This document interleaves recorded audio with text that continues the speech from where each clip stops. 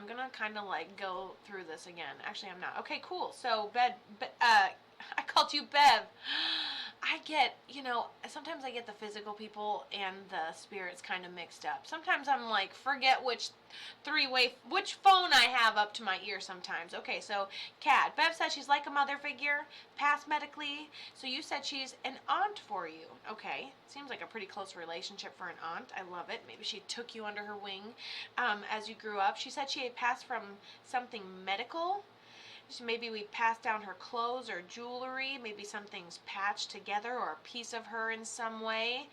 And then unable to communicate, congestion, inability to breathe. And then once we find out we just didn't have enough response time, that's why we feel like we didn't get a chance to say goodbye. And then maybe she was being taken care of, or maybe she was at home.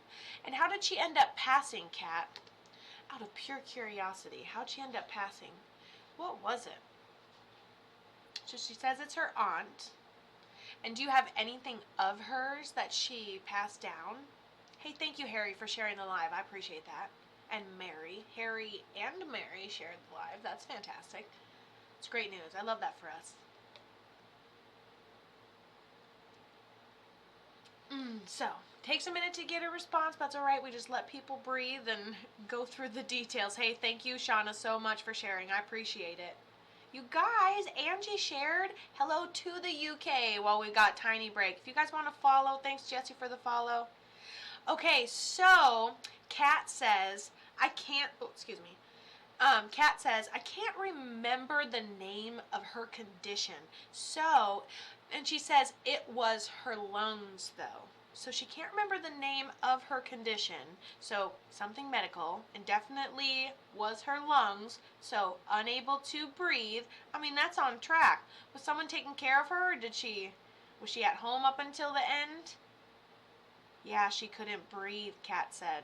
Makes sense. Someone was there, but there's this. The trauma is you didn't feel like you got a chance to say goodbye. It's underlined, it's circled, there's an arrow pointing to it. And then do we have anything of hers in honor of her memory? She passed at home and I was with her that day. You just happened to be with her that day and she actually passes at home. Of course she's in there. Look at the smoke. It's being used. And you were actually with her that day. That is amazing. And maybe 2 hours after you left.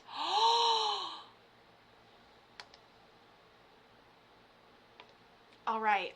So she passed at home medically. She was unable to breathe. She passed with something of the lungs. And she passed at home and you were actually with her 2 hours after you left that day. She passed. Kat says, I can't believe this. Isn't this so freaking cool? Yeah, this is your primary guardian angel. She's really easy to communicate with. I love this for you.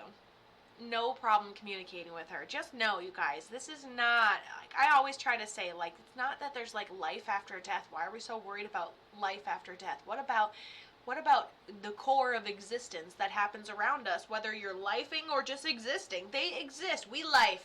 They exist. When we're done lifing, there's still existence.